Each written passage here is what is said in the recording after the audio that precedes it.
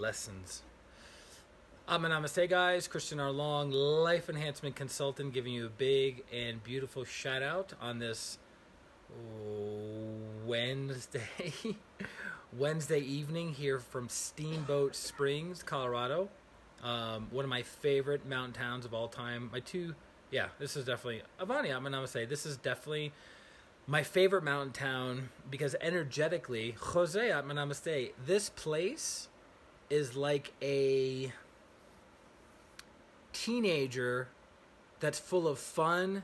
You're right, Jose, it is late. I usually don't do the streams this late, but I was traveling from Denver to Steamboat Springs, 3.5 hours. Zach, Namaste. And the reception goes in, it goes out, it goes in, it goes out. Traffic goes in, traffic goes out. And so I couldn't have really done a stream anyways on the road, but then I just realized getting into the George, Namaste. Good to have you on for the first time. This is my, and I realized, it's 10:30. It's time to do a stream. Because what do? Every single day for the year 2019, no matter what, rain, sleet, or shine, we do these live streams, which will actually be very interesting because from July 12th to August 3rd, I will be at the 21-day spiritual vacation in Bovina, New York, which is upstate New York. It's about 45 minutes from Woodstock. And it'll be interesting doing the streams there because I have to directly log onto the Wi-Fi, because if you're not logged onto the Wi-Fi, there is no way you're getting any and all cell phone reception. Thank you, Jose, for accepting my excuse. Wait a minute, or was that a reason? It's funny, I wrote about this in the newsletter. I should look up the definition between excuse and reason, like the really line-by-line definition to understand them. But basically, a reason is something valid why you could or could not do something. An excuse is not taking personal responsibility why you could or could not do something. That's how I understand it. Namaste, back to you, George. So, what am I jumping on tonight? Sharon, Namaste. What are we talking about? We're talking about lessons. We're talking about lessons and how lessons can show up at any point in time, even if you're not prepared for them. And actually, most of the time, lessons come up when you're not prepared for them. So, somebody very, very close to me, I won't name any names, brought something to my awareness of this past week, that I wasn't practicing gratitude, that I wasn't being grateful for all the wonderful things that have been going on. You know, all these different, you guys have been seeing it, right? The different places that we've been traveling to, the different mountain towns, the different experiences, the different restaurants, the laughing. That was one of my favorites. Laughing is like amazing, right? So you ever get those moments in time where you just like, you start laughing and then you can't stop laughing for like 30, 40, 50, 60 minutes? It was one of those times. And somebody, I won't name any names, was on a roll, even though her body wasn't feeling too well. She was on a roll of making herself laugh, which was making me laugh. And then it just spiraled completely out of control into laughter where like tears were rolling down your eyes.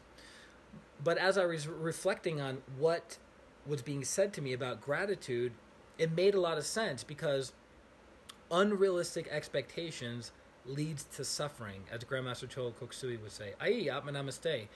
And when you have ingratitude or lack of gratitude, you cancel or push out blessings in your life.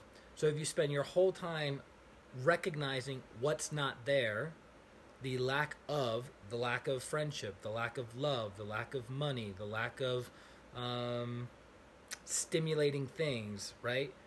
The lack of anything, when you meditate on that, you push out or cancel the blessings that should be coming to you, right? But as soon as you start practicing gratitude, not for huge things, but for teeny, little bitty baby things, of like, hey, I'm grateful that I have my eyesight. I'm grateful that I have my hearing.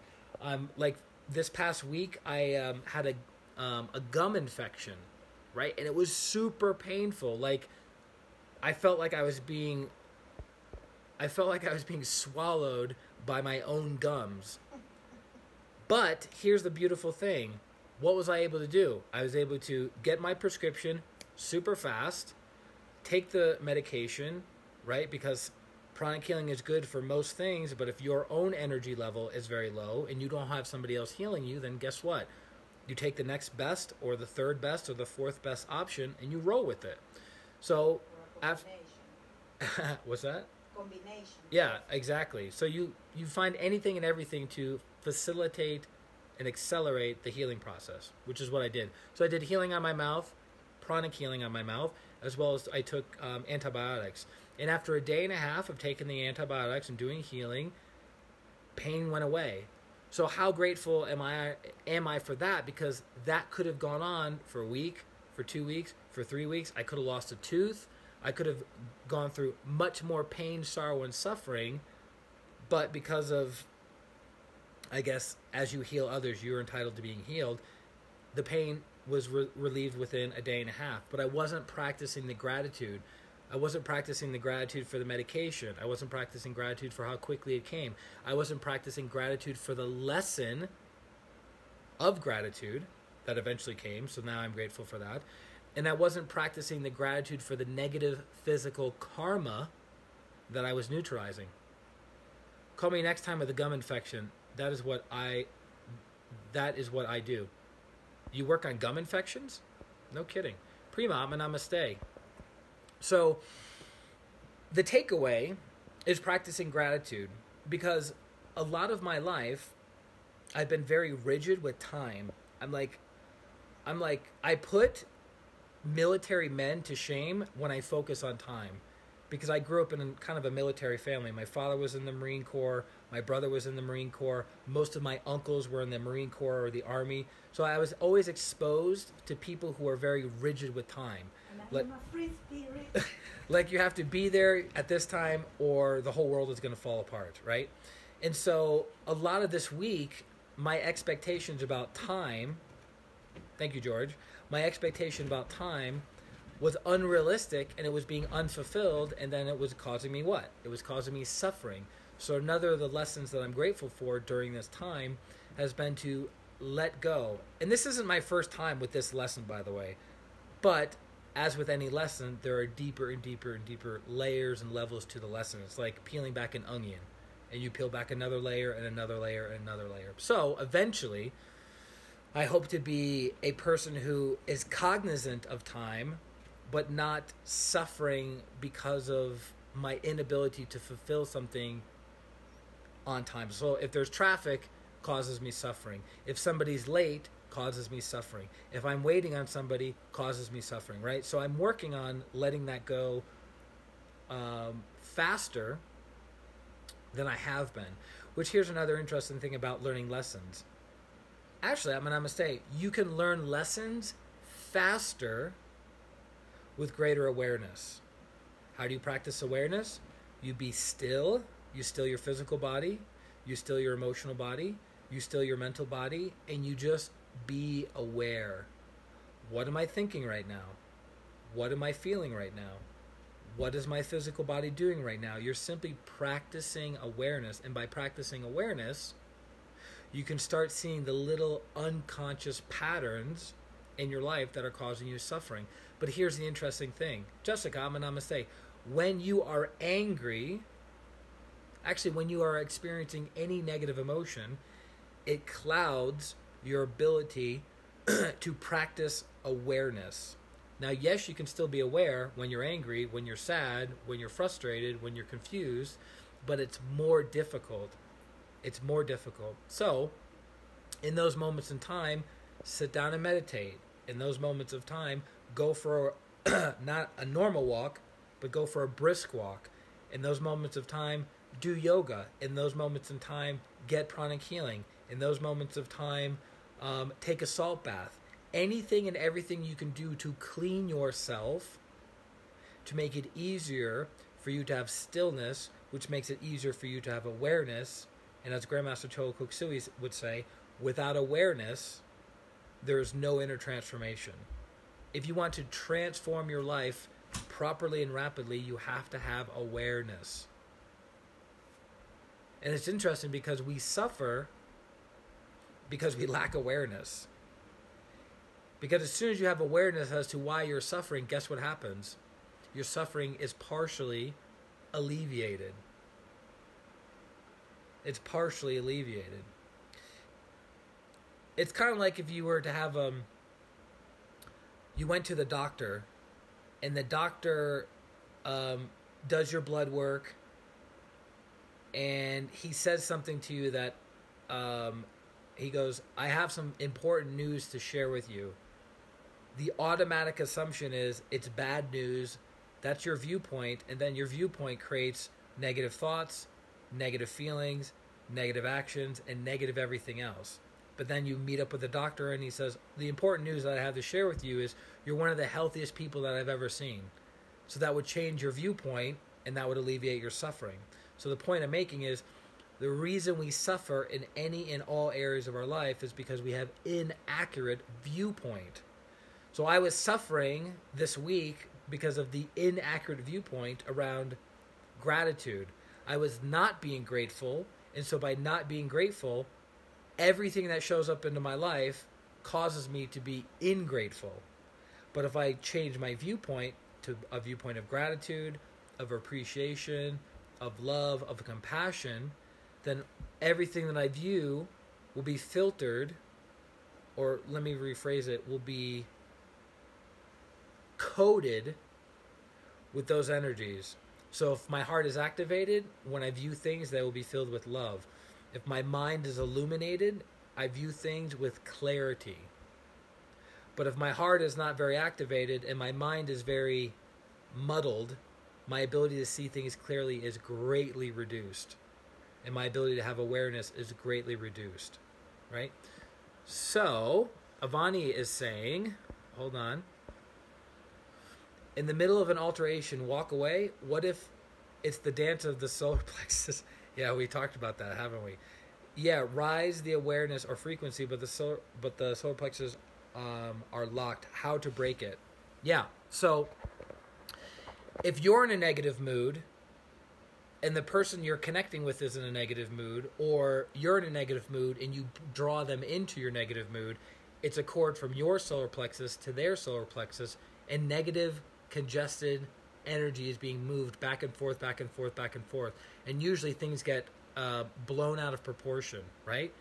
Not a good thing. So yes, you can cut the cord, the solar plexus cord between you and the other person. You can bless the other person with love, understanding, compassion, and not just raising your hands like we do in the Twin Hearts meditation, but you can do it mentally. If the person is sharing things with you, you can just, I project from my heart to your heart, I project you with love. From my heart to your heart, I project you with compassion, with inner peace, with joy. Because when people are suffering, they do things to cause suffering to other people. When people are full of joy, happiness, inner peace, bliss, they tend to not cause suffering and pain to other people. So yes, you can cut the cord between the solar plexus. You can bless the person with your hand or mentally. And you can also walk away. Here's where I have a problem with walking away.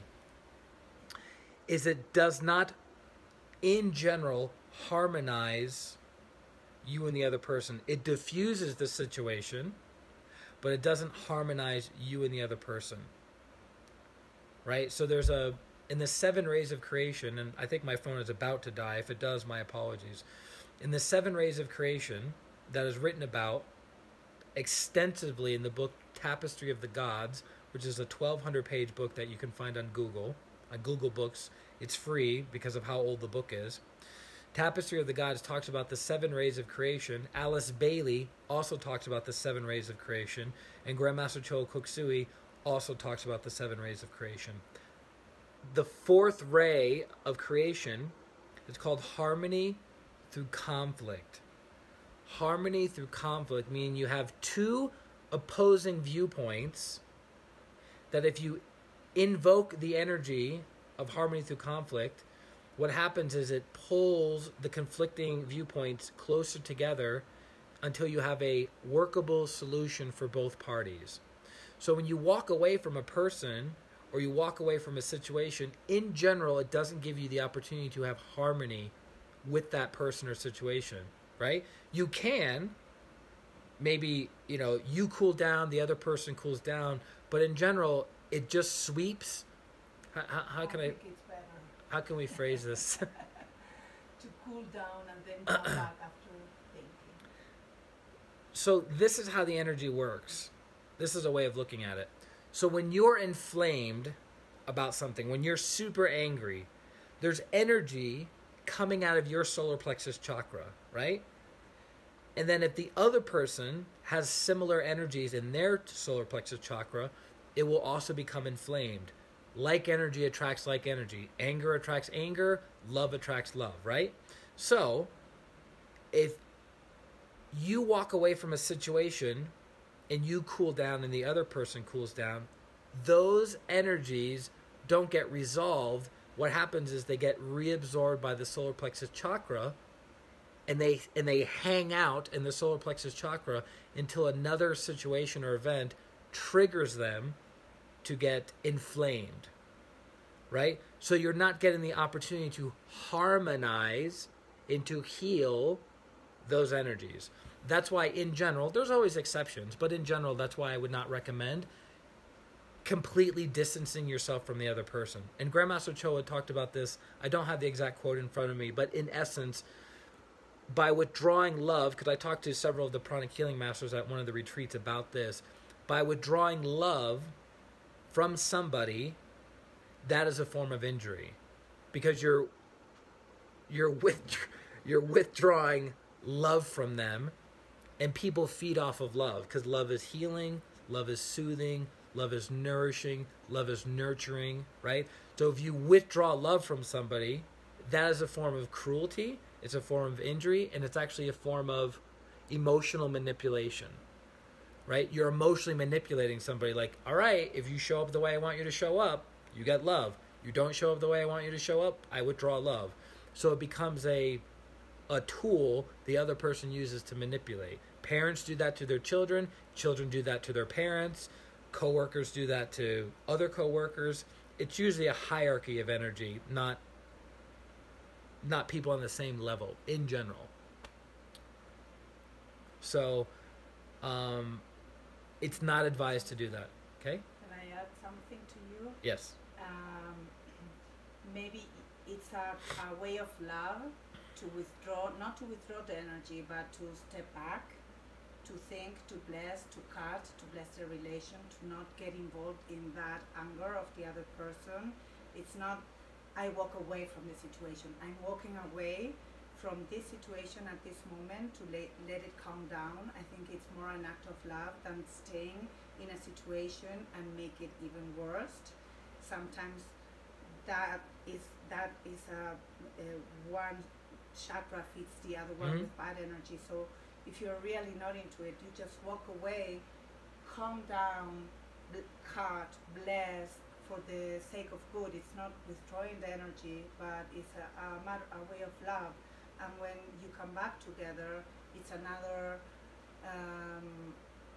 you are in another level to solve the problem, and you talk about the problem differently than if you wouldn't have. Correct. That. So she's making an excellent point that if one does not have the tools to cut the cord, to bless, to etc., you could actually make the situation worse. So your solar plexus is super agitated, their solar plexus is super agitated, neither one of you have tools to resolve the situation, and so it's going to escalate into a very unhealthy, even physical violence, right? An unhealthy way. But if both people can be still, can practice awareness, can practice objectivity, who have tools, who have been trained in healing tools, spiritual tools, meditation tools from other schools, maybe pranic healing, maybe Hatha yoga, maybe other schools, then I would recommend that they stay and work it out and that they harmonize. And I wasn't always that way, to be perfectly honest. I was the person, my specialization was withdrawing. And I cannot tell you how often people very close to me, intimate partners as well as friends, would say to me that is one of the meanest, cruelest things that I could have done to them, is withdrawing love. And so I've had to consciously keep my heart open, even at the point of feeling pain, being vulnerable, being judged, being criticized, whatever, right? And that's not always easy to do, right? It's not always easy to keep a clear state of mind when you perceive you're being attacked, whether you are or you aren't. As one of the masters in pranic healing would say, perception is reality, right? So if you have tools, I recommend you stay and you harmonize with that person. If you don't have tools, then maybe it would be best to have a time of separation, you know, an hour, a day, a week. But again, if you don't do the necessary inner work, you and the other person, nothing will get resolved. You'll just have the anger again, and the anger will just show up in a different... The energy will be the same, but how it shows up will be different. So the lesson's not being learned. I hope that makes sense. Do you guys... There's a river right out here. A big, fat, loud river right out this window. But it's dark and there's no light, so I can't show it to you. So maybe tomorrow. But do you guys have any questions, comments, clarifications about what we covered from today's session? My phone, I think, has like 4% battery life on it. But again, whenever I jump on and I do these live streams, never am I in a position to judge or to criticize or to say that I'm better than you, because I'm on the spiritual path just like each and every one of you. I'm still growing, I'm learning, I'm evolving, I make mistakes just like everybody else. Luckily, I've had more... You're the best. Luckily, I've had more training and blessings than most people.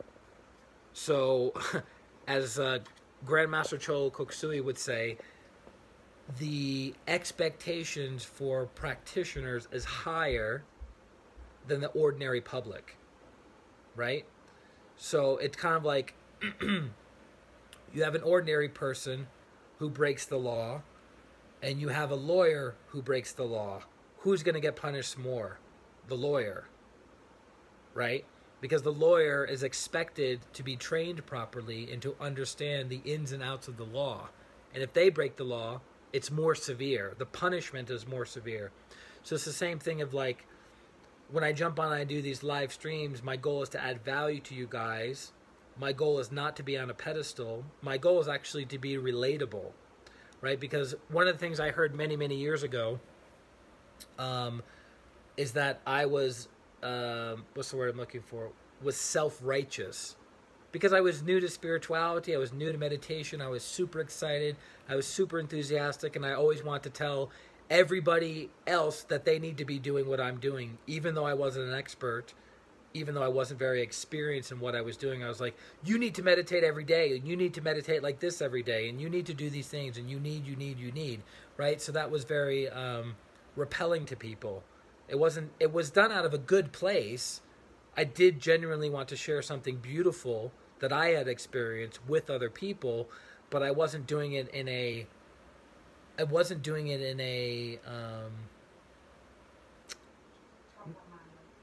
say?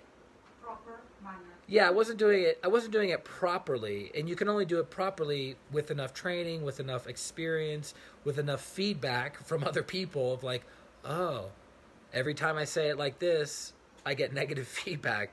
Every time I say it like this, I get positive feedback. Okay, well, I'm going to keep saying it like this, right? So, and that takes time. That takes time. 20 years of practice, right? So it's not like it happened overnight. So I'm super, super blessed to have been trained by the people I've been trained by, and to have the blessings and the teachings and the healings of those that I've followed for at this point, over 20 years, right? So we're all in this together, guys. One of the master pranic healers gave this metaphor that he saw in meditation one time, and I thought, that is such a beautiful analogy. And what he saw was how to say this, a staircase. You guys know what I mean? Like a staircase in the inner world, meaning when you close your eyes and you enter the inner world. And he saw a staircase of lots and lots of people on the staircases, but each person was on a different step, and he saw one person's hand would be facing down, pulling up somebody behind them, and then another person's, that same person's hand would be reaching up to the hand above them, getting pulled up. And that's how he saw our connection on a soul level, is that some of us are more advanced than others, some of us are less advanced than others, and we're all doing what we can to help inspire, encourage, to help to heal others, while we're also looking to be guided, healed, encouraged, right? So there's people in your life that you're uplifting, and then there's other people you have in your life that are uplifting you. So we want to have patience with the people that we're uplifting, and we want to have humility with those who are uplifting us. Does that make sense? Is that clear? Good. So, Sean, coming late to the party, man. You're up late tonight, man. What's going on? Atma Namaste. Hopefully you can watch the replay and get some value out of it. We covered some major nuggets tonight. Major nuggets. That should be the name of a rock band. Welcome to the stage, Major Nuggets. Avani gets it. Yeah. So that is it, guys. For those of you who are in need of healing, you know where to find me. ChristianRLong.com. ChristianRLong.com. Sign up for a free consultation or sign up for a healing session. Either one is amazing. Either one you'll get tremendous value out of. And I say that with humility, from feedback that I've gotten from thousands of people over 15 years. And that's it. So, I feel like there's one other thing I was going to say. Anyways, if you guys have any questions or comments, please put it in the little comment section below. I will respond, or someone else I know will respond, which helps me out, makes my day easier, adds a new flavor. And I love you guys very, very much. This is Christian Long, Life Enhancement Consultant, wishing you a beautiful Wednesday night. Make sure you go below this video if you're watching this on Facebook. Jose, you're very welcome. Go below this video to read the weekly newsletter. We finally put it out on time today. And I think you guys will get benefit out of it. I hope you do. And yeah, have a beautiful Wednesday night, a beautiful week, and a beautiful life. Atma. Namaste. Bye-bye.